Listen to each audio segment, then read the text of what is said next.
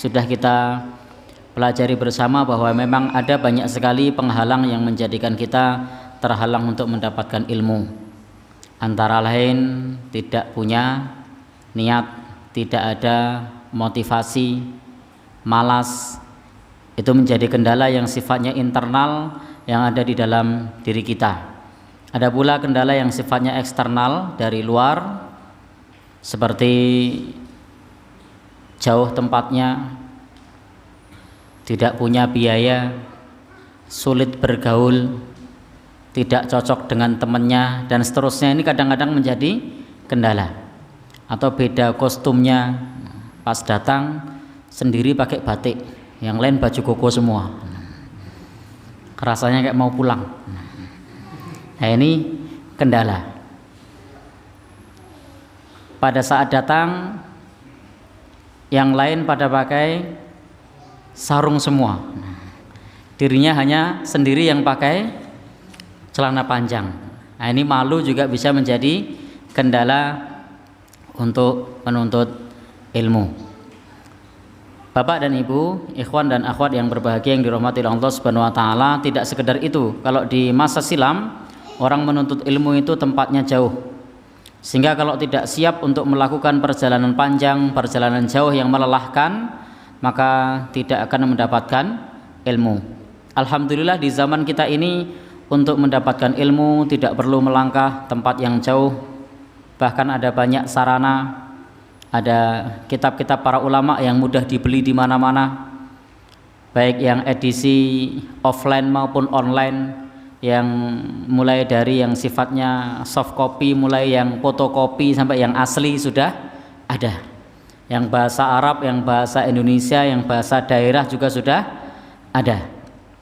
Sehingga praktis di kesempatan kita ini untuk bisa menuntut ilmu, sebenarnya kalau kita ada kemauan, kalau kita ada keinginan, kalau kita ada tekad, itu peluangnya lebih besar, peluangnya lebih mudah dibandingkan orang-orang di masa silam, di masa para salafus soleh. Bahkan para penulis buku di zaman itu pun nulisnya belum pakai komputer seperti saat ini, tetapi semangat mereka mampu menelurkan buku-buku yang banyak. Seperti Syekhul Islam Ibnu Taimiyah yang menulis Majmu' Fatawa yang berjilid-jilid, padahal pada saat itu belum ada printer, belum ada komputer. Kemudian juga Al-Imam Ibnu Hajar Al-Asqalani misalnya yang mensyarah Sahih Bukhari yang berjilid-jilid pula. Satu jilidnya itu halamannya sangat banyak, bisa jadi lebih dari 500 halaman, tetapi mereka bisa melaksanakan itu padahal alatnya masih sangat sederhana. Bahkan para salafus soleh dulu ketika mereka menulis itu hanya menggunakan cahaya rembulan, jadi belum ada lampu listrik. Kadang kita ini gelap menjadi penghalang, listrik mati tidak datang ngaji. Jadi listrik mati tidak datang ngaji, kenapa? Gelap. Prai turun nang omah. Tetapi para salafus saleh dulu tidak begitu. Andai gelap itu menjadi penghalang, niscaya zaman itu semuanya di mana-mana gelap. Demikian pula kadang-kadang kita untuk mau menulis, kalau tidak bawa smartphone, tidak bawa laptop, tidak nulis. Kalau zaman dulu tidak pakai yang seperti itu, bahkan alatnya masih sangat sederhana. Tapi toh mereka menulis banyak kitab. Bahkan usia mereka, para salafus soleh dulu yang kitabnya sampai ke tangan kita, itu banyak yang meninggal dunia masih usia muda, bahkan belum berkeluarga. Seperti Imam Ibnu Qayyim Al-Jauziyah, seperti Imam An-Nawawi.